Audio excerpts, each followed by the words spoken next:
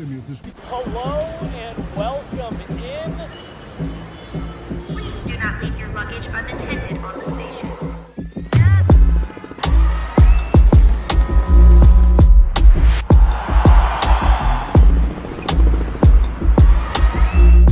Welcome to the show. Good morning. Good morning. Ooh, man, we're jumping the gun already. Well, we're talking a little bit about Michelle Jenica later. How's it going, everybody? Friday morning here at Guerilla Sports. Like, it's not Friday just here at Guerilla Sports. It's Friday everywhere. So happy Friday to you. August 9th. We are rounding out the week here, and we are close to rounding out the 2024 Paris Olympics. We'll have plenty to talk about on that front. We're going to talk about the almost historic game that was USA versus Serbia. We're going to talk a little bit of NBA and maybe some injury news that is trending in the right direction. We get a rare inside look at the locker room after the Edmonton Oilers crushing Game 7 loss. We're going to talk about that video that's circulating. Noah Lyles, the U.S. hero in the men's 100-meter, winning the closest 100-meter race in men's global final competition history, races the 200-meter, but with a slight caveat. We're going to talk about that as well. Sam Watson, speed climbing, something that I got very into during these Olympics. A couple world records for him, 18-year-old kid from the U.S. We'll get into that, and then we're going to wrap things up with the face that you saw there when we got started, Michelle Jenica from Australia, and the toughness, the battle that she fought at these Olympics in her second Olympic Games, and the impact that she left on Australia. And then we will, of course, give you guys a medal update heading into the final weekend. Whew, we got a lot to talk about. I'm excited to talk about all of it. Want to know how you guys are doing? Jump into the chat, say what's up, talk about how you've seen this week, seen the Olympics, et cetera, et cetera. We've got a full slate for you guys coming today at Guerilla Sports. We're obviously talking Guerilla Sports Daily right now. Myself, JJ Jerez, will be over there on the podcast setup at noon, talking everything Avs and NHL. And then from the last training camp practice before the first preseason Bronco game, Nate Jackson and Brandon Cristal will be back in the studio this afternoon to talk to you guys about everything that's going on down at Dove Valley ahead of the Broncos' first preseason matchup with the Indianapolis Colts this Sunday. But let's start here off the top. USA and Serbia in an instant Olympic classic. Team USA, this is considered to be one of the greatest basketball teams ever put together. A true dream team. We mentioned it just yesterday or 2 days ago. This team has a combined career earnings of well over $2 billion. Kevin Durant, LeBron James, Steph Curry, Joel Embiid, Anthony Edwards. The list just goes on and on and on. An all-time team, the runaway favorites for the gold medal coming into this Olympic tournament. We're going head-to-head with three-time NBA MVP, and going into that game, the leader in the clubhouse for Olympic MVP, Nikola Jokić, and all eyes were on that matchup, Jokić versus the U.S. Not that Serbia didn't have other quality players who really, made a name for themselves in these Olympic Games. The rosters were not comparable. It wasn't even close. What Nikola Jokić was going to have to do to overcome this, he was going to have to win it on his own. This was the Olympic promotional poster for the game. 5 U.S. players. You got Curry, you got Anthony Davis, you got LeBron James in there. You got KD, all trying to stop Jokić, and they almost couldn't do it. A special performance for Serbia and Nikola Jokić, but the depth. It was the depth of Team USA just ended up being too much for Serbia to overcome. And you could tell in the final few minutes when the U.S. cranked the pressure up, Serbia just couldn't handle it. They just couldn't respond. And you could tell that they were holding on. And Nikola Jokić did everything he could, playing with 4 fouls in the fourth quarter, knowing he didn't have any wiggle room, did everything he could. But it was just too much at the end of the day. The Team USA overcomes what was at one point a 17-point deficit to win 95-91. They were up, Team USA was down by double digits in the fourth quarter and found a way to eke this one out. Steph Curry hitting a couple late free throws with just seconds remaining, putting it out of reach, making it a 2-possession game with fewer than 10 seconds to go. Heartbreaking for Serbia. They had it. Nikola Jokić was outstanding again in 38 minutes, 17 points, 11 assists, 5 rebounds. He did go 0 for 6 from 3, including a crucial 3 late in the game where he was uncontested at the top of the arc, and just a little bit too much under it. Hit the backboard and came back out. That would have been massive for Serbia at that moment in the game. But really, the story here was 3 players in particular: Kevin Durant, LeBron James, and Steph Curry. Kevin Durant became the all-time leading point getter for USA basketball at the Olympics. And Steph Curry and LeBron James, well, it was vintage Steph and LeBron. Steph Curry, 36 points in 33 minutes, going 12 for 19 from the field and 9 for 14 from 3, including going 3 for 3 from the free-point line, which, like I said, his 2 free throws with under 10 seconds left put the game out of reach for Serbia, making it a 2-possession game that pushed the score to 95. LeBron James in 32 minutes, 16 points, 10 assists, 12 rebounds, and going 2 for 4 from 3. They were dominant. Those two, while the main difference was likely the depth and the fact that Team USA could roll their bench and still have all-world superstars on the floor at all times. And Serbia just couldn't match that. When Nikola Jokić wasn't on the floor, there was a clear difference. Nikola Jokić led the game with 38 minutes played. It was Steph Curry who was the next closest with 33 minutes played. But of a 60-minute game, well over half the game was played for Nikola Jokić. And Serbia just ran out of gas.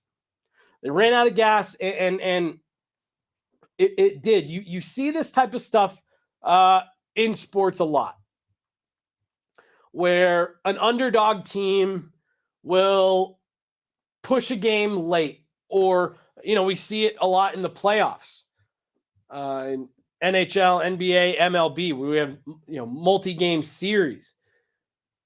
Teams will push you to the brink. Or what I feel like is more common that we see is a team goes on a run to the finals, the NBA finals, the Stanley Cup finals, the Super Bowl, a real underdog, a real Cinderella story. And they get up against, the Goliath.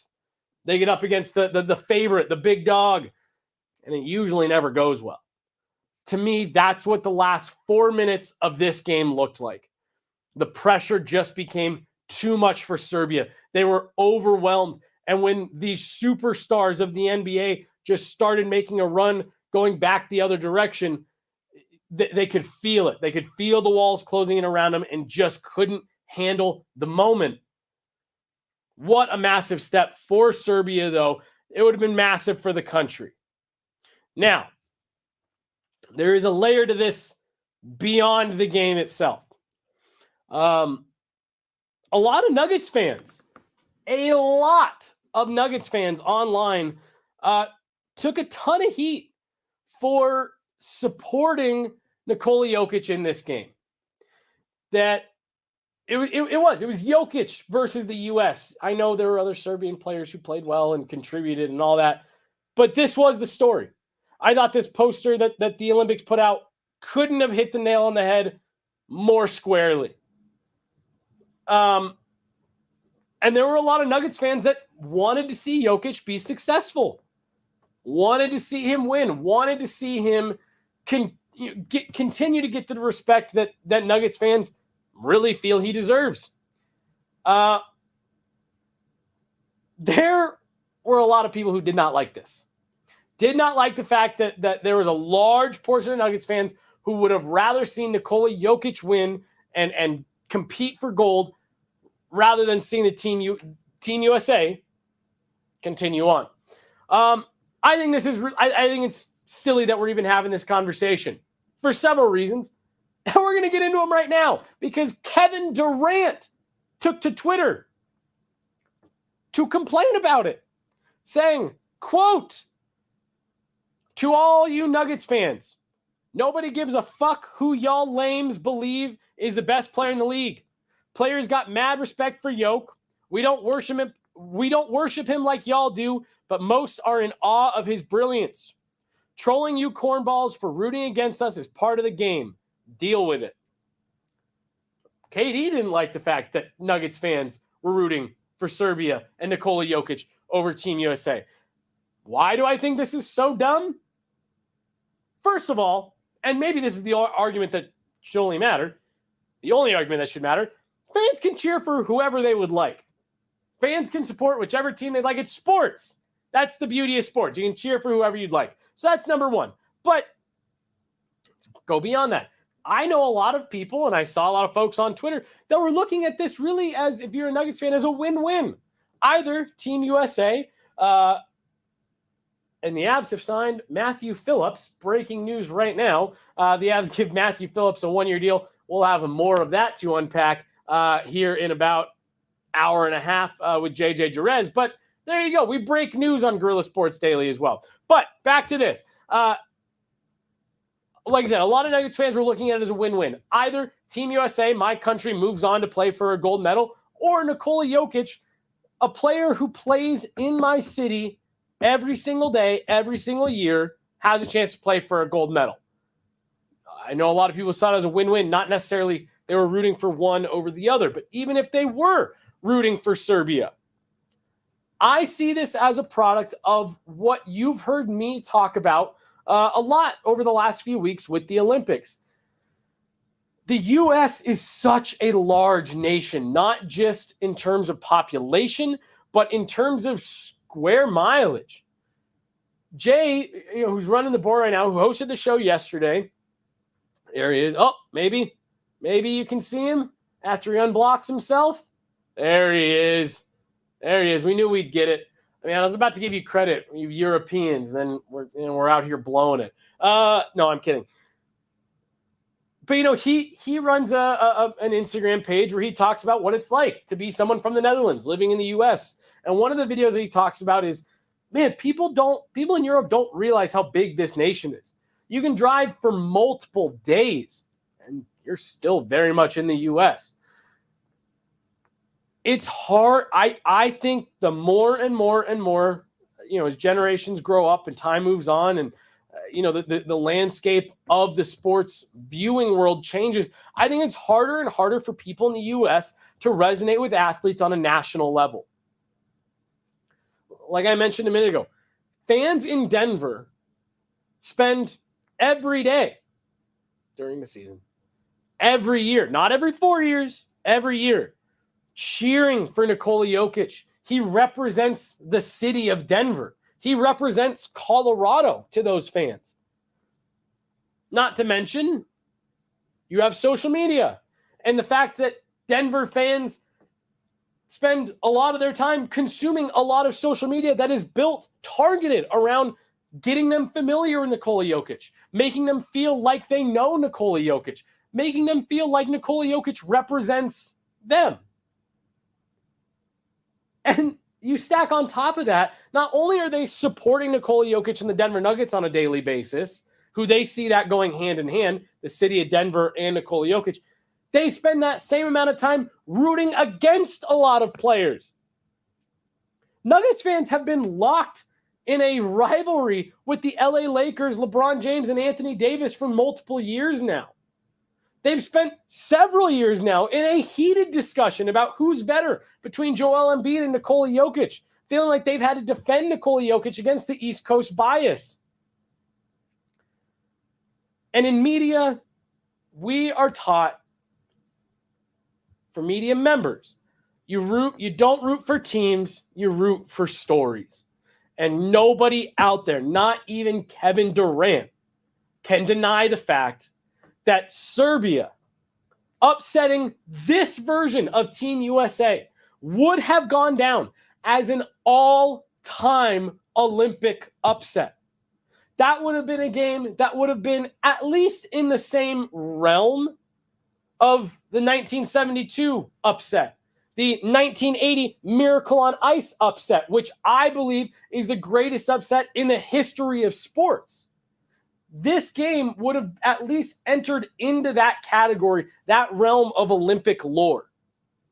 And for Serbia to come so close, I'm actually surprised to see this many people either confused or put off by the fact that there were so many people that were saying, dang, this would be insane to see an underdog story like this play out, especially when you consider who is on Team USA and some of the polarizing NBA figures that they are, not polarizing necessarily in their actions, but who they are as players and the teams they play for. I get it. I understand. Here in North America, in the US specifically, we are trained to root for our city, who represents our state.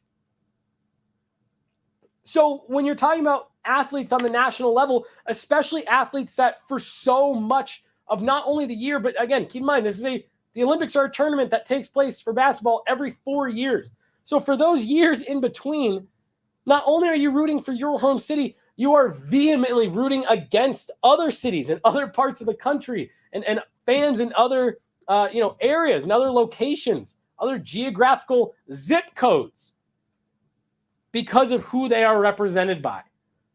So I was actually surprised to see so many people confused by the fact that there was a large portion of Denver and Colorado fans who were pulling to see Serbia get through that game. Again, most people that I talked to really did view it as a win-win. Either we get to see Jokić continue on and contend for a gold medal, and as our very own Liv Mood said yesterday, would have caused a league-wide identity crisis because it would have really put a stamp on Nikola Jokic's dominance, while also simultaneously being happy that, hey, Team USA, our country, pulled through, going for gold.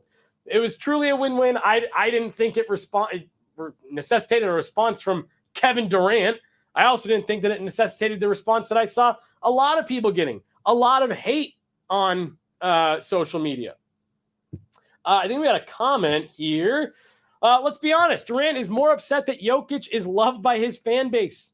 Team USA might be a great team, but they are formed by many players who are not well-liked as individuals. Like I said, to me, it's a lot of polarizing players. Not that any of them I think are bad guys, bad humans, but LeBron James is a polarizing player in the league. Kevin Durant, how many different teams has he played for at this point? Anthony Davis, controversial player. Joel Embiid isn't even from the U.S. So, what are we doing here? I thought it was silly. I actually even saw a tweet this morning that someone was being called racist for supporting Serbia over Team USA. So they had to delete some of their tweets because they were being harassed and called racist and all this stuff. I thought that was crazy. My first point is fans can cheer for whoever they want. That's first and foremost.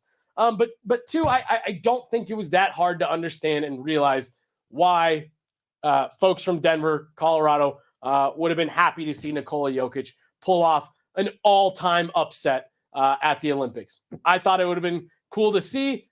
Happy Team USA is moving on. Like I said, I thought it was kind of a win-win. Nikola Jokić is going to play for bronze as things wrap up this weekend. Both those games, the gold medal game and the bronze medal game, will be tomorrow, Saturday, August 10th. Sticking with basketball, but moving away from the Olympics, Lonzo Ball, Chicago Bulls forward, cleared for full contact 5-on-5 scrimmages, and right now no setbacks are being reported. Lonzo Ball, of course, had a cartilage transplant surgery back in March of 2023 after undergoing multiple surgeries before that. to try to fix the issue. His last NBA game was January 14th of 2022, meaning he's gone well over 2 full years, more than 2.5 years since appearing in an NBA game. But as of right now, it looks like he's on track to get back near the start of the NBA season.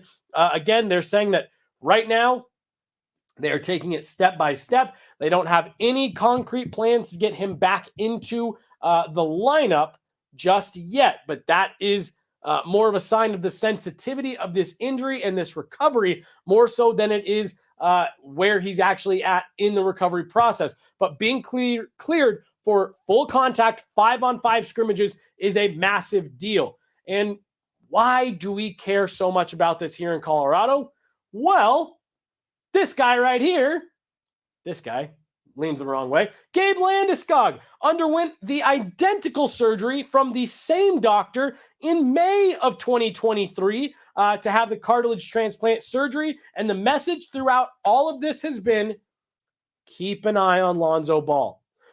The progress that we see with Lonzo Ball will probably be about 3 months ahead of where Gabe Landeskog is.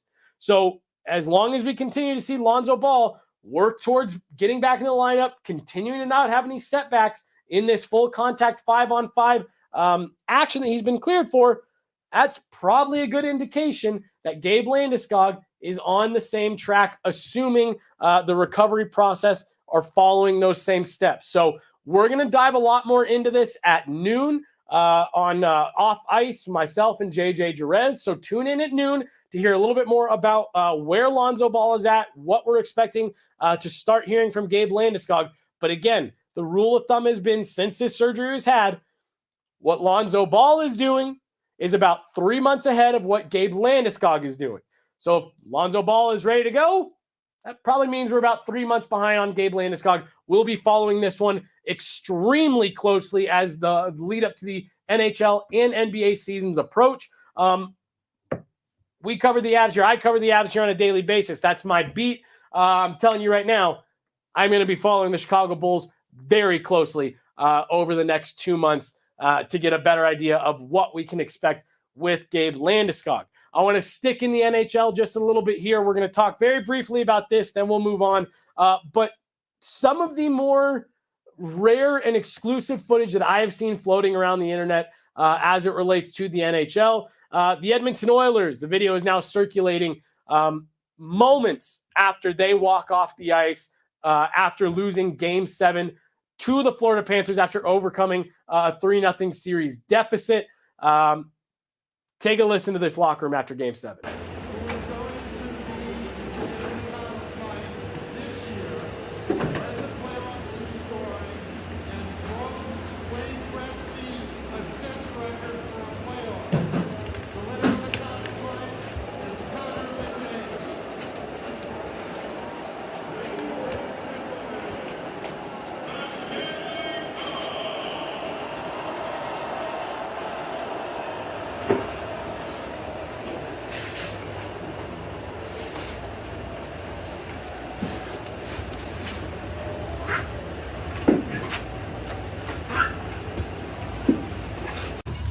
Hey, there's nothing that's going to make this feel better. You can have nothing we say. But I know we're going to be back. I know it. I know we're going to be back to it. I know it in my heart. Like, this is the worst feeling in the world.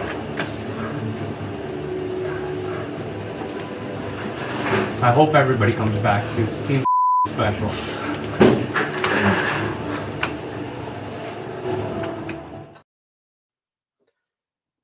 I don't remember the last time that we've seen a video in a moment like that where the cameras kept rolling.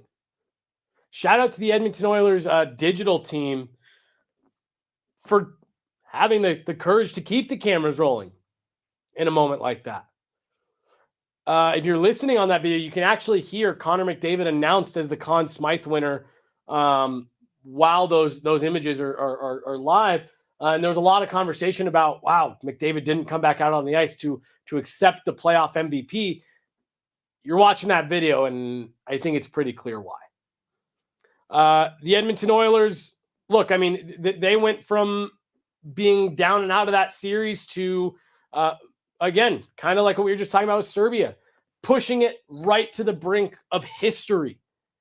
And to come up just short, you hear Zach Hyman there talking at the end about how he knows that that they're going to be back, and there's nothing that you're going to say it's going to make it feel better. And you can just tell that he's trying to say anything, because how do you put that moment into words? But again, I don't remember the last time in any sport we've seen something like that shows the true raw side of what happens to the team that loses in a moment like that. Obviously, the cameras are rolling nonstop for the team that wins, the celebration on the ice. But getting a glimpse at again, you guys have heard me talk about this before, the true heartbreak of defeat versus the unimaginable joy of winning. That is what sports are, and that's why we love it. That's why we do this, every day, is because of the unpredictability and those wild swings and emotions. So I saw that video going around yesterday, and I wanted to make sure to talk about it here today because, again, like I said, we don't see this type of stuff. The heartbreak is usually a couple quick shots while the team is leaving the playing surface, and then we never think about it. This really does just put an exclamation point, especially with this situation where a lot of people were questioning Connor McDavid and why he didn't come back onto the ice. I think it's safe to say we get it. Let's talk Olympics quickly. Noah Lyles, like I said, Team USA hero in the 100-meter sprint, gold medalist in a historic win, was the favorite for the men's 200-meter. But that morning at about 5 a.m., he woke up with the chills, feeling achy, feverish, and with a sore throat. Tested positive for COVID early the morning of the 200-meter race. The Paris Olympic Games did not have any predetermined protocols in place for any athletes that tested positive with COVID after arriving to the Olympic Village. Outside of, they did have some rooms that had individual beds. They were single rooms where you didn't have a roommate for athletes that did test positive. There were protocols obviously put in place about masking up in certain areas, but once he got into the open air track and field staging area, he was allowed to take the mask off and participate as normal while being monitored closely by healthcare professionals. He was still able to bring home the bronze medal, but he was the heavy favorite to win gold. He said it absolutely derailed his Olympic Games, and he'll be hoping to look to bounce back, but that no doubt about it, the way he was feeling the day that he ran in the 200-meter contributed to the fact that he was not able to bring home gold the way he was hoping to, but he does still walk away with a medal, winning bronze before addressing the media afterward, wearing the mask that you see here. He did stay masked up for a lot of the moments where we saw him on camera after, but you're happy for him that he won the men's 100-meter in such, like I said, photo finish, historic fashion. But definitely a bummer that Noah Lyles couldn't bring home the event that he was favored to win. Good to see him still get a medal. Sticking with bronze medalist Sam Watson. I mentioned speed climbing earlier. Absolutely electric. If you have Peacock, could not recommend more getting on there and going and finding the speed climbing highlights. This kid is on another level. Set 2 world records, broke the world record in the qualifying round, and then beat his own world record in the bronze medal race. Yes, he took home bronze despite leaving the Olympics with the overall speed climbing world record of, you can see it right there, 4.74 seconds from feet on the ground to buzzer at the top of the wall. He said after he was proud of his performance, just 18 years old, he will be back. Proud of his performance and that this is a sport and a game of inches and just tiny mistakes. And that was what happened to him in the semifinal. It was a small mistake, a tiny slip up that led to him losing the semifinal. Does bring home bronze, as well as he now owns the top 2 fastest times in world history in speed climbing. Big shout out to Sam Watson and his dominance at the Olympic Games, despite one mess up that does end up leading to a bronze medal instead of a gold. But like I said, at just 18, he will only be 22 years old by the time the 2028 Olympic Games roll around here in Los Angeles. And I'm sure on home soil, he will be looking forward to making a name for himself again. Rounding things out here, Michelle Jenica, Australian hurdler. Again, we talked about it early in the Olympics with the coincidentally Australian field hockey player who cut his own finger off to be able to participate in the games. These Australians, man, these are tough sons of bitches.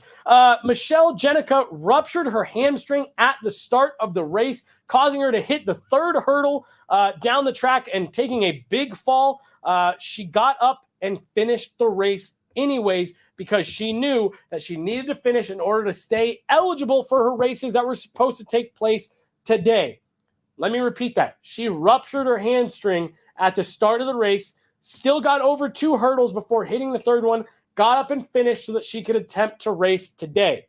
She has been pulled out of her race today. The injury is just too severe for her to be able to run and compete the way she wants to. So her second Olympics are over. You may recognize Michelle Jenica as the viral track star from a few years ago who went viral for her dance that she does before the race starts when her name is announced. And when it blew up, she went everywhere right before her first Olympic Games 4 years ago. She went viral, and it was fun to see her compete. She was favored in the hurdles this time around to medal, and she just could not get it done. It's been fun to follow her her career since she broke onto the scene as this kind of younger, emerging, rising track star who's got a fun, quirky little dance that she does to help her hype herself up, get in the right headspace. And, she's jumping and stretching out and stuff like that. Of course, just a total bummer to see someone like this have their Olympics